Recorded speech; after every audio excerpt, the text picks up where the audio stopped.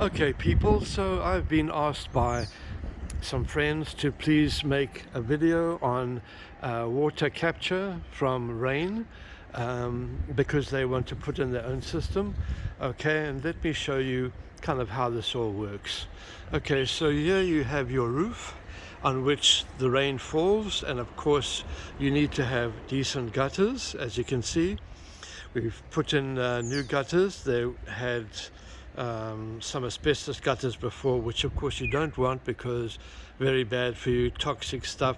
Put new gutters in. So you put new gutters in, and your down pipe, you put it, as you can see there, over the tank. There used to be a down pipe here on the corner where this little starling bird is chirping, but we removed that so that the water from the other part of the roof can go around the corner, comes all along here, and then it goes over to this pipe, down pipe, which feeds into the top of this tank. This is a 5,000 litre tank, which gets pretty heavy when full, because that, of course, that is then 5,000 kilograms. Food grade plastic tank, supposedly. And anyway, here we put it on a bed of stones, which is not such a good idea, because these stones can actually, they've got sharp edges to them, and with 5,000 litres sitting on them, it is possible that it sits on a sharp stone and punctures through the bottom, makes a hole in the bottom.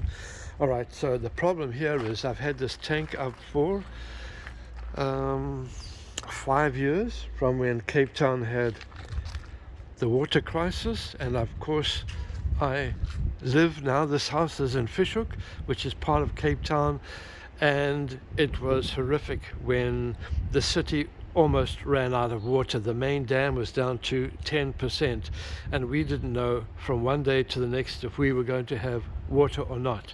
So I hope this video is of help to those people in Johannesburg and Durban, where their water's been cut off, or Los Angeles, where people are going to go through a similar experience. So all I can do is encourage people to please get your own water tanks. Now, I have another water tank that's going to be coming and sitting next to this one, so it'll be 10,000 litres of water that can be captured when it's raining.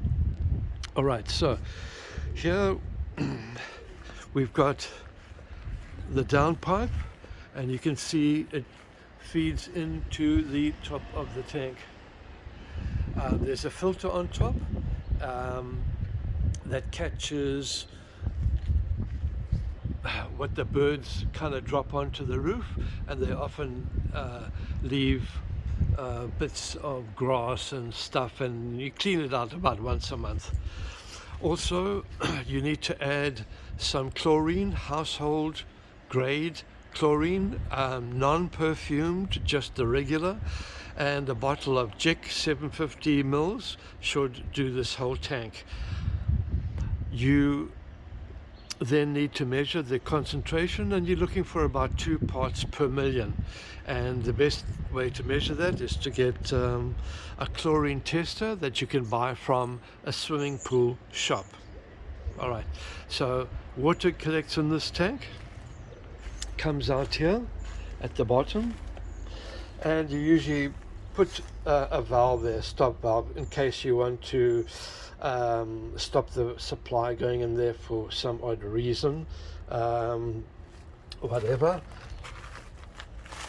And down here we have the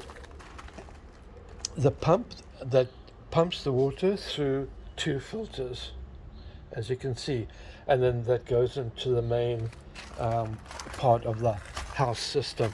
So that is your water, which is just really worth having, because the city cuts off the water every now and again. They've got a new building that they've got to reconnect, so then they shut up the water for the whole district or neighborhood. So It's very easy to do, to get a tank installed. Honestly, it's so simple. The other thing that you will need, and that's quite useful, is a rain gauge that measures the amount of rain. I've put mine here close by, and this will measure the rain. I've got it in millimeters. Of course, people in the States and so on will have it in inches or half inches, whatever. So with every 1 millimeter of rain, my roof collects about 80 liters of water. So it's really worth doing. I hope the rest of South Africa, I hope the rest of United States, where it's dry, I wish everybody would do it. It's so simple, so easy to do. Best of luck.